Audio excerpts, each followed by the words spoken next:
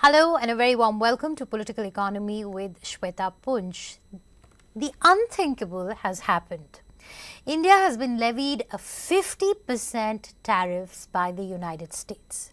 When I say unthinkable, I say that because we were close to finalizing a deal, we were in touch with the American officials. It seemed that a deal that negotiations had gone on well and that a deal would have happened. However, just when we thought that there would be a deal, we saw a pushback coming from the American side, and yesterday US President Donald Trump has gone ahead and levied the highest tariffs on India. He went ahead and levied a 25% tariff rate on India, which he says is a penalty for India importing Russian oil, a decision that India took to protect its economic sovereignty.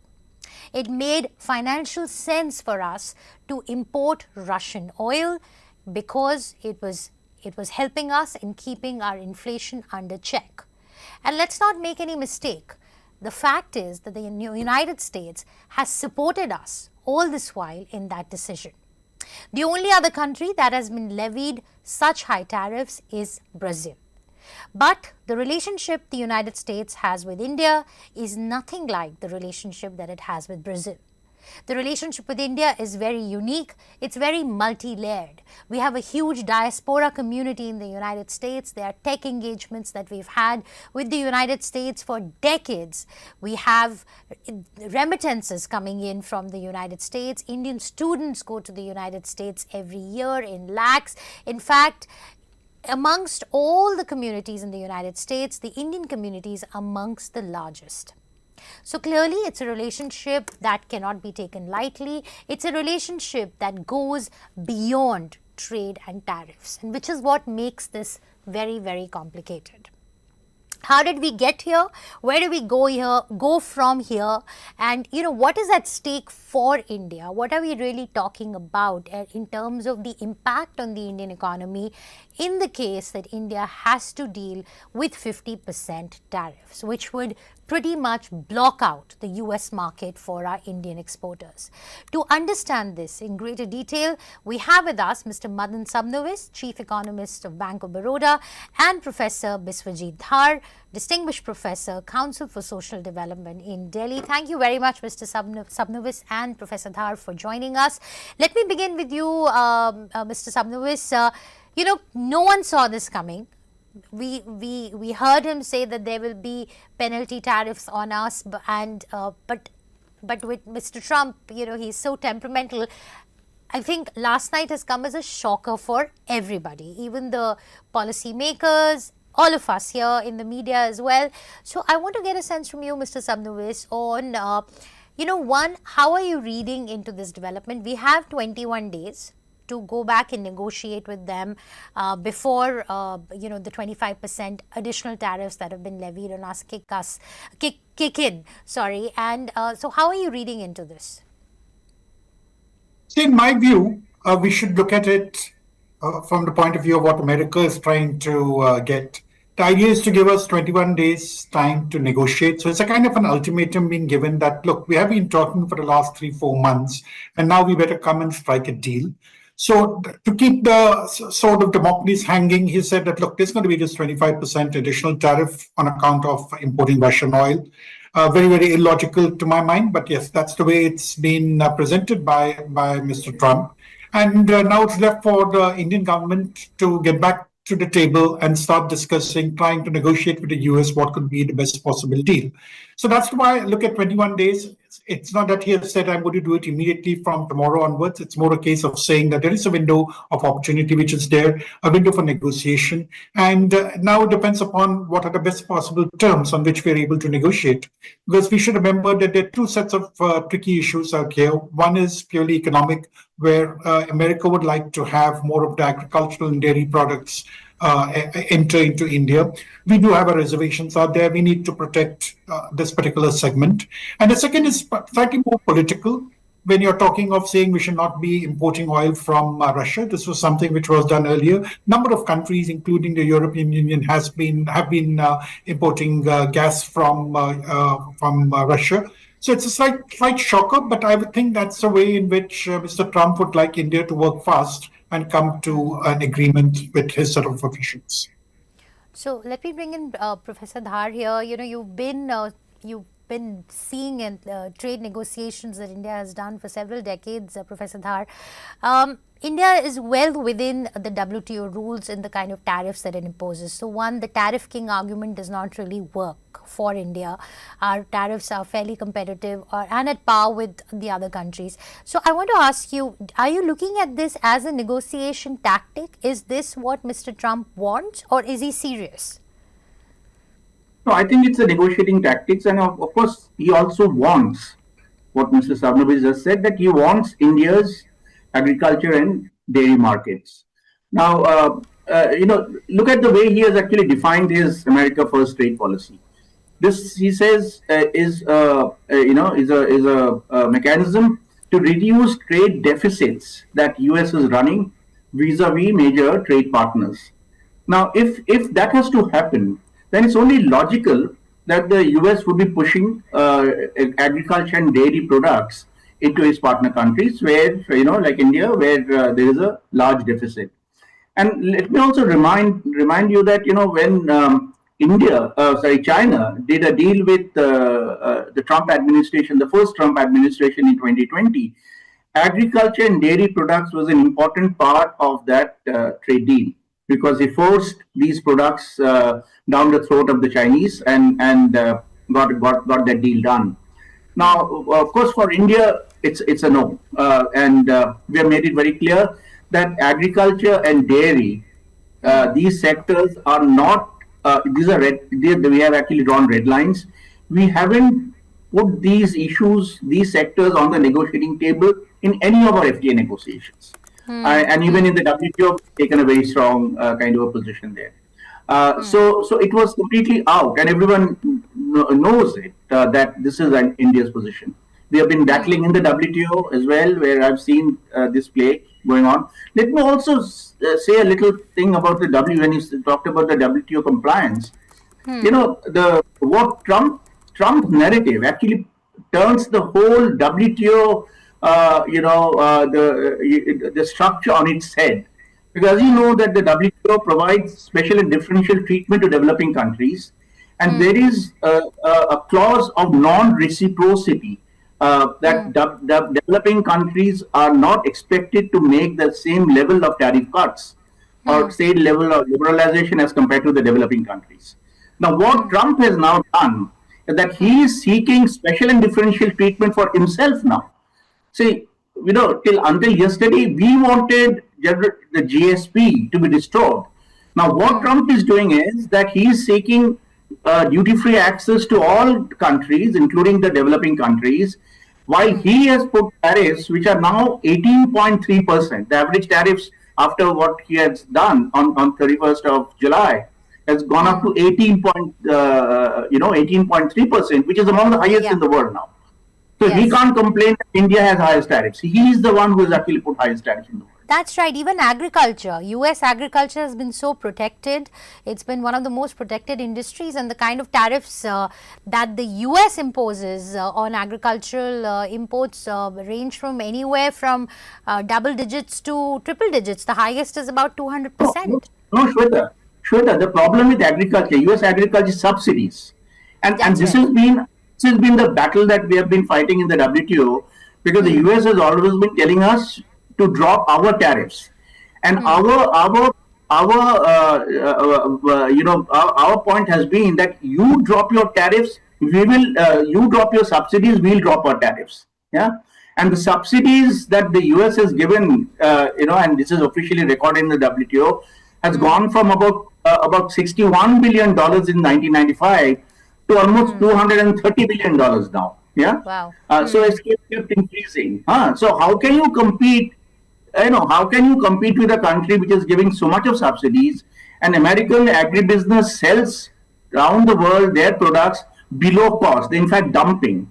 And they have written about it, that the cost of production in the US is much higher than the price they sell, the post-harvest price. So there can't be a fair deal at all when it comes to agricultural trade. Right. So, Mr. Sabnawis, the 21 days that are there for us to negotiate, how hopeful are you, and what are the levers that India can really press on? Because today we heard the Prime Minister also categorically say that agri and dairy are the two red lines that India will not cross. That's the line that we've always taken. Now, this is what the Prime Minister said, but the US President has called us out on the use of Russian oil. So, how do you, where do you see the negotiations going? What are the levers that India can really press on as they go back to the United States, maybe with another offer? So, in fact, both the issues which you have stated are things on which I don't see any reason why India needs to negotiate. So, it will clearly have to be outside these two issues that there can be negotiation. And just like what we have seen countries like Japan have done, maybe there could be a promise to a pledge or a promise to invest more money in the US. That is something which we can do. And we've already seen that there are several Indian companies which are investing overseas. So, that is something which we could do.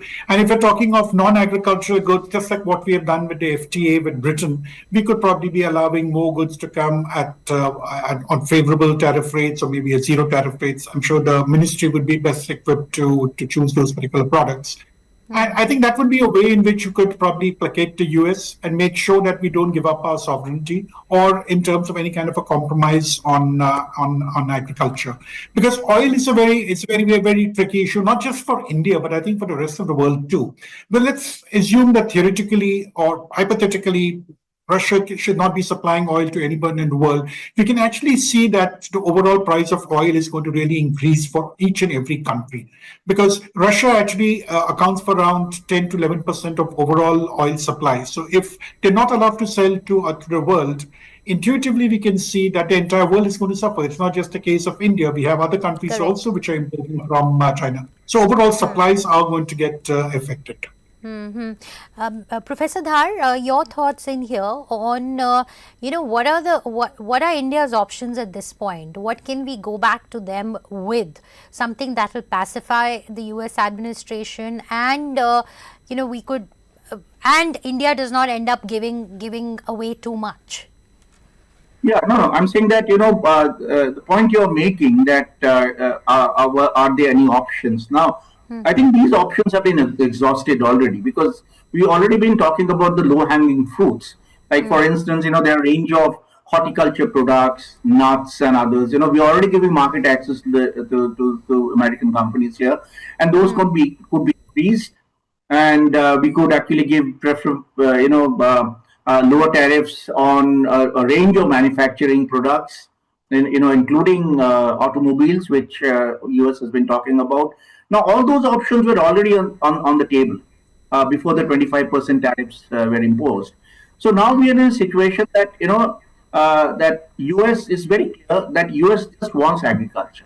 So if it wants to balance its books, and that is the main objective that I was saying, that it is very clear that he would like President Trump would like the tariff, the trade deficit vis-a-vis India to come down. The only way that can happen is by increasing agricultural exports to India. So in a way, I think that you got into a kind of a log jam. That and as I said, that there's a tremendous lobby pressure. American, the farm lobby is really putting a whole lot of pressure because of the agricultural counties in the US. I was just looking at these numbers.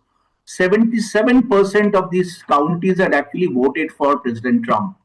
So you can understand the amount of support he has from the agribusiness, and they are actually demanding a payback, and that's why we got stuck. Yeah, it's a tricky one, and it's a tough one for Prime Minister Modi as well, because we have Bihar elections coming in, and moreover, agriculture has been our no-go area for a very long time. Also want to bring in Mr. Sabnawis. Mr. Sabnawis, the whole argument about Russian oil, is that something that India can, go easy on maybe? Is that something that can be offered to the United States as a pacifier. It's a complicated relationship. It's a relationship that India has built with Russia. It's counter to China's growing clout. But now that the United States is attacking us for it, is the economic sovereignty argument very strong where Russian oil is concerned? And considering the pushback we've seen from the United States for it, how should India be treading this? See, I think sovereignty is a very important issue for any country, especially for us here in India. And therefore, there can be no compromise out here. Because, see, today you're saying that we should not be importing oil from Russia. Maybe tomorrow they could say that you're not supposed to have any defense relation with Russia. So therefore, this particular goalpost can keep getting shifted. So that's one reason I think we will not negotiate on this particular issue. But let's again speak hypothetically that suppose Russian oil was not available.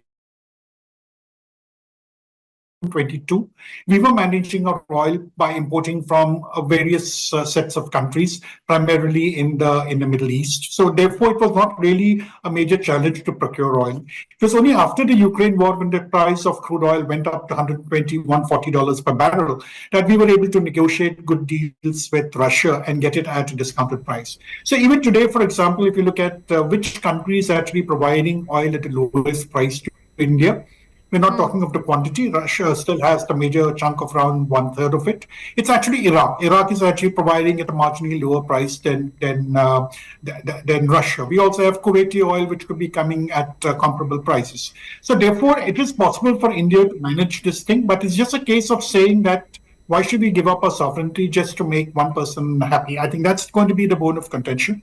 But as I told you, hypothetically, in case Russia goes out for some reason, we can still manage it, but the cost will definitely go up because, as I mentioned earlier, if we are talking of 10 million barrels per day being withdrawn from the overall global supply, I don't think OPEC is in a position to supply that kind of quantity, or they would also like to profit from it. There will definitely be a case of international price also going up. So to that extent, there will be more domestic problems for India. So there's no reason why we should negotiate. So that could be inflationary for India.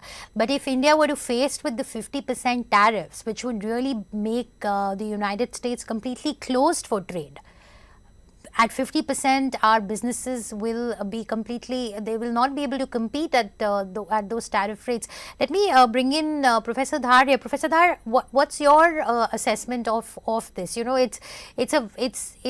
we've really been pushed to a wall at the moment. So what, according to you, would be a more economically sound, option for India right now to go back to the United States with?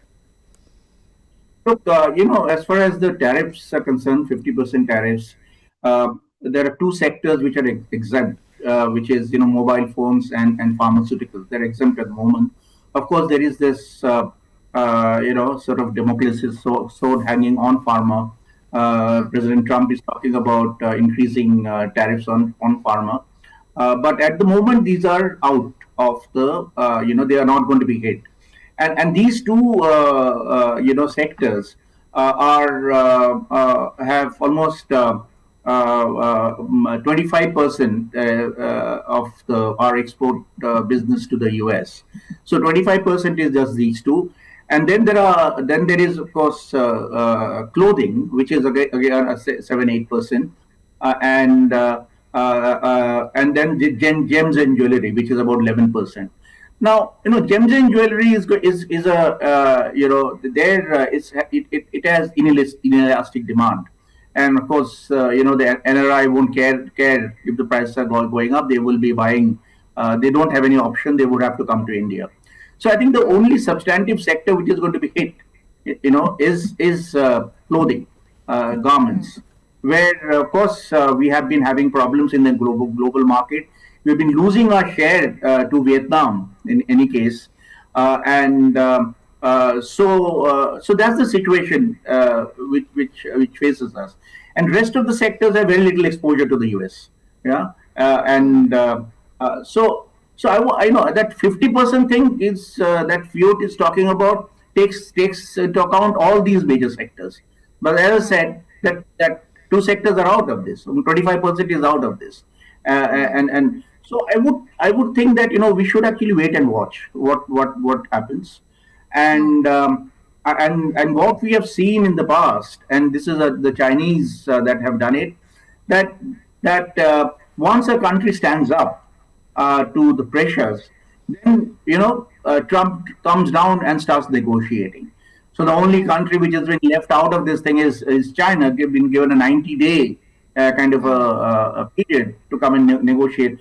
You should also understand that he also has his own compulsions.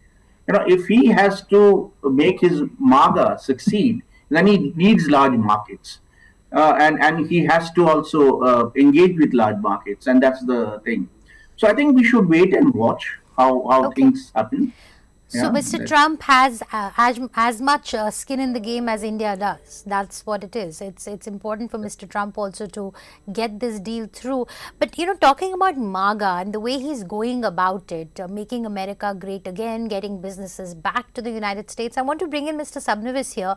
Mr. Sabnavis, is Mr. Trump talking about a model, an economic model for America, which is maybe a decade too late? Because if he's asking for manufacturers, in the supply chain cycle to move back to the United States, isn't it too late for that? Because the United States already has the big tech giant, so he's almost taking them back in the whole manufacturing and development cycle.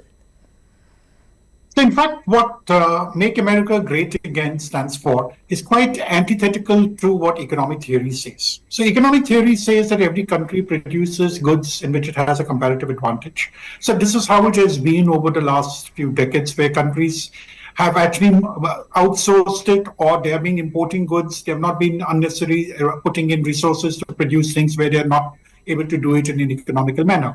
Now, today, when you're saying that I'm imposing tariffs, the basic idea is that I would like all these goods to be produced in America so that more jobs are created and therefore America becomes great again. But let's look at it this way. If it was possible for them to produce ready-made garments in the past, why didn't they do it? They didn't do it because it was not economical. Why is it that most of their activities have been outsourced? They've been producing in China because it did not make economic sense. So therefore, I think it's just a matter of time when Mr. Trump will realize that you're actually pushing up your own cost of production. And that's what Dr. Dharan mentioned earlier. We're also talking in terms of possible recession, which you could get into, because when your prices go up, your demand is going to fall and everything is going to work against them. It's one thing to say that you can sack the person in charge of your data to say that the data is all wrong, but you cannot do it forever. I think when people are unemployed, people not buying goods, I think that's when it's really going to hurt. So even at 10 or 15%, to my mind, forget about the 25, 50% which we are facing, this thing will not really work in America's favor. And it's just a matter of time, once everything is in place, the 10, 15% duties, that US will feel the heat and you will see demand coming down on account of high inflation. But what is the price of that time, because we've been talking about this, that it's a matter of time when President Trump realizes that his policies are not exactly tailor-made or not exactly suited for the current economic scenario that the world is in. What is the price of that time? When we are talking about, we're talking about India as well. Professor Dhar mentioned that textiles could be a sector that could really face the brunt of it. These are all labor-intensive sectors. Tariff uncertainty is going to impact investments coming into the country as well. So I want to bring in Professor Dhar and Mr. Sabnavis here on this, on, the economic cost of this uncertainty that India is paying right now, and that the world is also will eventually end up paying, because if US economy slows down, it will have a ripple effect across the world, whether we like it or not. No, absolutely. I think, see, the US has already started paying the price. And the unemployment number that Mr. Sabnabis just mentioned, the unemployment numbers were the first signs that the American businesses are facing are feeling shaky. So they're not actually providing more jobs. They don't know what's going to happen tomorrow. So the first country that is being hit by Trump's this kind of policies, and his and rightly mentioned that his right hand doesn't know what the left is doing, is put his own business into a tailspin. Yeah, and therefore when, like you said, that if the largest economy gets into this problem, then of course the rest of the world also suffers. Now, let me also mention here that what there's the Trump tariffs haven't actually kicked in. They will now kick in. They're going to be kicking in from tomorrow. So if one has to, one has to the we have to start seeing from day after tomorrow what kind of a thing happens. So, and within a month, one can see one can see what will happen, and I'm sure many countries will decrease their exposure to the US, and China has already done it. And as you know, that prior to being attacked in the first term, China used to export almost 19% or more than 19% of its total exports to the US. This year, in the first 6 months, is down to below 12%. It's 11.8% or something. So China has moved away from the US. Yeah. This is really bad news for the US. And I would say that many countries, including India, should be looking at this strategy, because in any case, this kind of exposure to a single country is not good, and especially when the country is the US, being led by Donald Trump. So I think it would be better for India and many other countries to play the safe bet. There are many markets in Africa and other places which are waiting to be exploited. That's the way to go, and reduce your exposure. Like we used to say earlier that they should be decoupling from China earlier. I think now is the time to decouple from US, and that's the way forward in my view. Who would have thought really that we would be seeing this, right? Decoupling from the US. Mr. Sabnavis, are you factoring in the tariff uncertainty in your projections for the year, whether it's inflation, whether it's growth rate? Because the RBI policy has not really factored in the Trump uncertainty in their projections for growth. But what's the view that you are taking? So, in fact, until yesterday evening, we had factored in a possible drop of 0.2% in our GDP growth estimate. So we had a range of 6.4, 6.6%. So it would be 6.4% prior to yesterday, 8 p.m. when I got to know of this particular news. We haven't really worked out a fresh number. But there would probably be a certain kind of a downside depending upon what exactly we do negotiate. But I would just like to second what Dr. Harv was talking about in terms of the global dependence on America. See, America is the largest importer of goods, so that's a major advantage or a disadvantage for the world economy today. And as we in the banking parlance normally talks of concentration risk, I think lots of these large economies, if you talk of even looking at India, at China, and then we're talking Mexico, Canada, European Union, I think there's a lot of this concentration risk on account of being too dependent on exports, because that was a large market, an assured market, and one always felt that this is something which will only grow because the American economy is the biggest economy, which will grow. Now, I'm quite sure that all countries will start looking at alternative markets. This kind of search has already been on. And to my mind, the larger companies will find it easier. But I think where I'm really concerned is about the SMEs. Because when you're talking of things like ready-made garments, you're talking of precious stones, they're largely coming from the SME sector. So this is where I think the government, I'm quite sure, is working on some kind of a package, both monetary, tax, to ensure that they're able to tide through this rough weather, assuming that even if it's not 50%, it may be above 25%, even 25% itself is going to harm them more than probably the larger companies. Yeah, so it's the smaller guys that will really face the brunt, and we are talking about jobs on shop floors and people who are maybe making a little above minimum wages, but the lower middle class that could face the brunt of these tariffs. Professor Dhar, in terms of, what can the Indian government do to support the MSMEs at this point? What in terms of, ensuring that there are no massive job losses? Because this is going to be extremely painful if it's not, if there is no cushion provided. This thing, support for the MSMEs in a big way, in a structured manner, was needed whether this happened or not. Yeah. And we all know that this is a sector which is contributing considerably to our exports. But when it comes to facing problems MSME sector faces the most. So I think there a lot of hand holding has to be done by the government, and in consultation with the MSMEs, where the shoe is pinching for them has to be identified, and in a very concrete manner, support has to be provided. Now, this happened in other Southeast Asian countries, East Asian countries as well, where the government and the business work in sync. And many of these countries in Southeast Asia, East Asia, they actually dependent on the SME. I wouldn't say M. M is really out of the game. That the small and medium enterprises, and I think we should take a cue from what they had done in the past, and we should go in a very systematic manner to ensure that these sectors they don't face the kind of a problem that we are anticipating.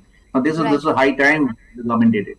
Yeah, Mr. Sabnawis, your thoughts in on this, because we're still talking about it, and for anything to really happen, this is support that's probably needed now. So what would your recommendation be, the kind of support that the government needs to extend to the SME sector, and how soon should it be rolled out, because anything will take about 3 months to percolate down to the grassroots level? In fact, I have a couple of points out here, and this is actually not anything new. These are programs which are already running by are being run by the government, or they have been used in the past in certain specific time periods. For example, we have the PLI scheme, which is running for around 14 to 15 sectors. It can be extended to the exporting companies, so it can be specifically targeting the export-oriented units, where you're giving a kind of a kind of subsidy in the form of 4 to 6%, which was the average in case of the PLI scheme. That's number one. Two, there could also be certain tax breaks which should be provided. It could be based on your past performance. You get to know which are the units who have been exporting to America. Again, the government will have to take a call whether it has to be only for units affected to US exports or exports in general. It has to be generalized, I think, but that's a call which the government can take. But these can be for a kind of stopgap measures. Third, we could also be seeing some kind of interest rate subventions which could be brought about, where maybe 1 to 2% subvention, where the government actually pays from the budget.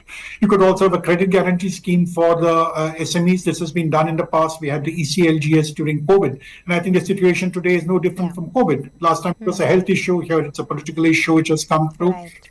So maybe we can have a TLTRO where we are talking of certain funds being given to banks at a discounted rate, maybe at a repo rate, less than the repo rate, which could be used for the export-oriented units. So I think there are these schemes which could be run the moment the government thinks that, look, we are not able to move too much ahead with this 50%, it's remaining at 50 or somewhere between 25 to 50%. I think the MSMEs do require this, or export-oriented units do require this. And this is support which could be provided by the government. It has been done in the past in different circumstances, but I think this is as critical as the earlier circumstances were. So I think this could help a lot. Yeah, no, thank you so much for that perspective, and many thanks, Professor Dhar, also for that very, very candid assessment of the impact. My closing question to both of you. So, yesterday when we heard Mr. Trump's announcement and we saw the order, I spoke to a few exporters as well. There is a lot of anxiety, there is a lot of uncertainty, a lot of people are getting sleepless nights, about this. Is this situation as worrying as it is being perceived to be, or are you are hopeful and optimistic that India will emerge out of this stronger and better?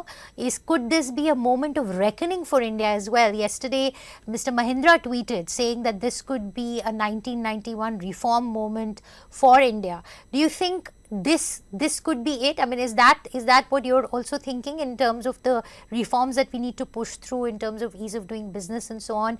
Is that the path we are likely to take? So there are two questions in there. One, moment of reckoning, and second, is it valid for us to be getting sleepless nights over the 50% tariffs that have been slapped on India? Mr. Sabnawis. No, I think it is a worrisome situation given the fact that it is affecting several units at a micro level, which also has employment consequences. Now, is it a moment for reckoning? No, I think there have been a plethora of reforms which the government has been bringing in.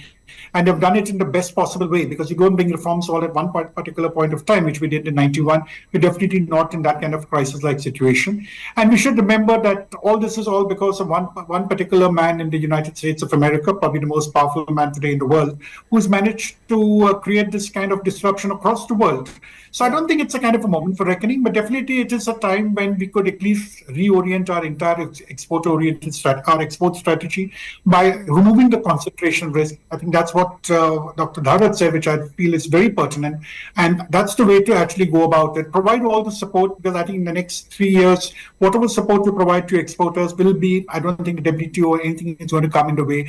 We will be justified in doing whatever we do, because at the end of it, we need to protect our own turf and our own agriculture, which I'm sure the government is going to do. Dr. Thar, your Yeah, views you know, on as this? the cliche goes, every challenge has its opportunities, huh? And I think that's where we are today. And many of the things that Mr. Sabnabi said, I completely agree with him. Now, the thing is that he was mentioning about the PLI scheme. Now we know the PLI scheme was not going anywhere, and I think, and we've been hearing about review of the PLI scheme every now and then, but it hasn't actually happened. So I think all these things that the government has been talking about, and we have been pointing out where the problems are. I think we have to take these problems by the scruff of their neck, and then they have to be resolved as soon as possible. No, you can't be even otherwise. The Trump threat notwithstanding, you couldn't be in a position where you remain a laggard. Yeah, 20 years back, I remember we used to do papers after papers comparing India and China, and we used to say that look, this is a kind of a sibling rivalry, and this is that. Today we have stopped doing that because we know that we have missed the bus. Yeah, That's right. now we should not find ourselves in a situation anymore. We should tighten our belts, do what is required to invest in competitiveness, just not in manufacturing. Agriculture is a failing sector. It's a sector in crisis with no investments whatsoever, and we do need to get the agriculture sector up and running. So I think there are a lot of tasks before the government, and the government really has to now take center stage. And then, in consultation with the industry, I keep mentioning this, that decisions can't come from top. You can't be sort of dropping all these policies onto people. Policies have to be bottom up, and that's where the government needs to do engage more with the business, engage more with people who matter, and then tailor make programs which suit them, that what they need, and that is what is the way forward, for me. My last question is, where is WTO in all of this? How is President Trump being able to get away by doing this? Where is the World Trade Organization? We are talking about that India is following the WTO rules, but India is the only one that's following the WTO rules. Clearly, the other countries don't seem to be doing that, and WTO is completely silent. It's an ominous silence. Professor So in Dhar. fact, I think. Okay. No, sorry, Yeah. Mr. Samnavis, go on. Go ahead, please go ahead. No, in fact, I think the WTO is virtually non-existent. When we keep saying that it will be WTO compliant, it's basically the best practices which have been advocated by WTO is something which we would be following. Otherwise, for all practical purposes, I think the WTO became defunct quite some time back. The moment we had more bilateral, multilateral trade agreements being forged by different countries, that itself was indicative of the view that the WTO has failed to do what it was supposed to do, and countries were going to work on their own in terms of drawing mutual benefit from other countries. Professor Dhar? I think see the in a way with WTO becoming more and more irrelevant today, the danger is that people like Donald Trump have got opportunities to pick and choose. That is the danger, because we always pointed out that multilateralism makes good economic sense in more ways than one. Right. The moment we abandon multilateralism and come to bilateralism, then you are in the hands of these big guys who can then manipulate in whatever way they feel like. So my view is that the countries like Brazil, India, South Africa, the emerging economies, were actually, shaping up the narrative in the WTO at the turn of the millennium. Now it went on until the Great Recession hit us in 2007-8. Yeah, and after that everything fell away. I think it is again. I think this is the time of reckoning for these countries to get their acts together. Maybe we should start from the BRICS, start coordinating a position from the BRICS, and then take it to the WTO. And there is a serious need to revive multilateralism, because in the demise of multilateralism has been extremely expensive for the global economy, not just politically, economically, but also politically. And I think this is the time for influential countries and their leaders in the emerging economies to take stock of where they are, and to really make a serious change in the narrative, in the dynamics of the global economy and politics. Okay, I know we are out of time, but I have to ask both of you this. We have the Prime Minister visiting China after some 17, 18 years. How are you reading into that? Because until now we've had such an strong anti-China rhetoric, but clearly India is taking a more measured and a more practical approach towards dealing with China. It's almost like China has suddenly become everyone's favorite. From being a pariah, now it's at the center of all the attention. Mr. Sabnavis. No, I think the way I look at it is that against the background of BRICS, which is already China a part and India is a part of that particular group, I think this is a good way to forge more economic relations with China. And I'm quite sure the PM will be talking on economic issues as well, besides the political part. And this is something which can actually be good, because today I think there is a case of saying that how do we actually counter USA? We obviously need to have better economic relations with other countries, and it needs to be larger countries. So therefore, I think China actually fits the bill out here. Professor Dhar? Yeah, I think it makes good sense, and it's actually a good thing happening now, because the timing of India-China relations improving couldn't have been better, because it's comes at an opportune moment for us to show some kind of solidarity, because the both these countries have been bracketed, and we have been targeted by China.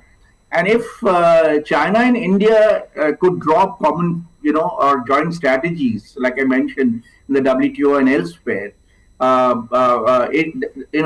that really could give a lot of hope to many of the developing countries who have been slapped huge tariffs, and they don't deserve being hit in this manner. They can't buy from the US, and just because they're running these trade deficits, they're being hit by the Trump administration. So I think India, China working together along with Brazil, South Africa that I mentioned, and other countries, the newer countries that like Indonesia, we have come into the BRICS.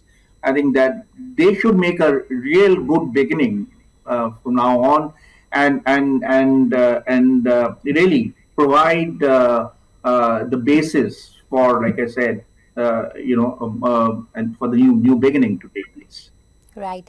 Thank you so much, Professor Dhar and Mr. Sabnavis, for that perspective.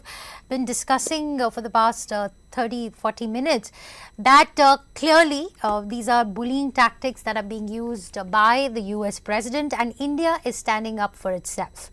Also, the fact that India has been called out as a tariff king by the US president is devoid of facts. The fact is that India is meeting its WTO obligations. Its tariffs are not as high or as uncompetitive as has been made out to be. We've been called out for protecting our agriculture sector, but the fact is that the United States has been protecting their agriculture sector through massive subsidies for decades and decades. So there are certain red lines in every country, and we have ours. Now we have 21 days to negotiate with the United States on a trade deal. Whether we'll have one or not, only time will tell. Having said that, As always, it does seem like that if the 50% tariffs are implemented, at the moment the 25% tariffs kick in today, and the remaining 25%, the penalty tariffs that have been slapped on India, they kick in on the 27th of August. If India does indeed has to work with these tariffs, it would be a huge blow for India's textile sector, gems and jewelry sector, leather sector, and so on. Now, these are all employment intensive sectors for India, and that is where India will have to really ensure that the pain, the blow is softened. The Indian government will have to work on some measures to soften the blow, to ensure that the job losses in this segment, which would include a lot of people who work in factories, and they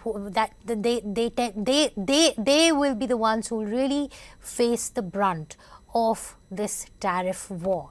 Having said that, India is holding ground. We heard the Prime Minister also speak today that India will continue to safeguard its farmers and its agriculture and dairy sector. And more than that, it is also not really falling for the bullying tricks that the US has unleashed on us.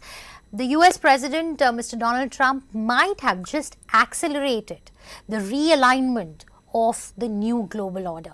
We are seeing a new global order emerge from here. We have the Indian Prime Minister who will be visiting China in the next few days. We are seeing groupings emerge in a very hostile scenario. We are seeing new alignments emerge. Having said that, India and US are both important countries, and it's the best scenario for them to come together and work together. Thanks so much for watching. We'll be tracking the story very, very closely right here on Moneycontrol. Do send us your thoughts and feedback right here in the comment section below. Thank you.